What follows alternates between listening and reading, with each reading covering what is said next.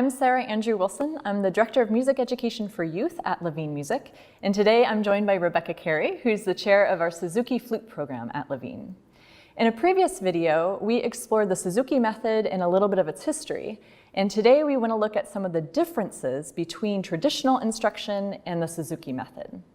So Rebecca, before we begin, I feel like it's safe to say that some of the common traits between traditional instruction and Suzuki method are one, that the student learns how to play an instrument, and two, that the student learns how to play an instrument with a weekly private teacher. So what are some of the differences between Suzuki and traditional? Sure. Suzuki method involves the parent 100% of the time, which enables students to start lessons at a much earlier age. The teacher-parent-student triangle allows the student to have two resources, the teacher during the lesson and the parent as the home teacher during daily practice. This means, until a certain point, that the parent is actively involved in every practice session. Generally, parents are not always attending lessons and are not part of the practice process in traditional style instruction, as the student is usually starting music through their school system's orchestra or band programs around 3rd or 4th grade. The second difference is that listening and observing is emphasized in Suzuki. This supports the mother tongue approach, following the philosophy that through immersion, language and other skills, like music, are acquired.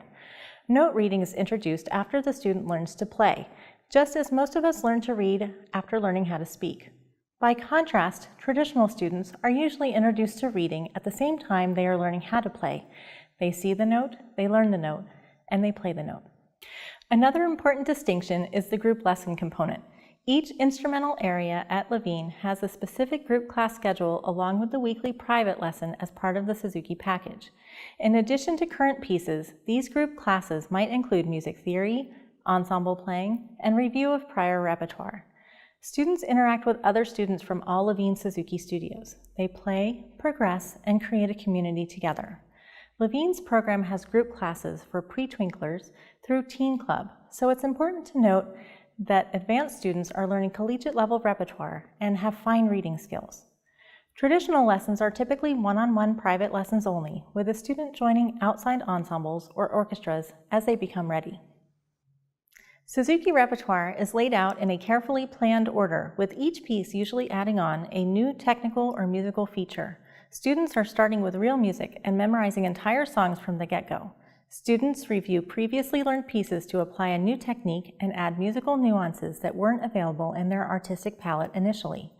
Traditional students use method books that commonly start with a page of whole notes, introducing a few note names, then the next page is a series of half notes with a few tunes along the way, and so on. Generally, a piece is learned, then put aside to move on to the next one. Both Suzuki and traditional methods are effective. We are sure your family will find the right fit at Levine. All right, thanks so much, Rebecca. So we hope this has been helpful. If you have any questions or want to chat more, feel free to contact us at the information on your screen. For Levine Music, I'm Rebecca Carey. And I'm Sarah Andrew Wilson.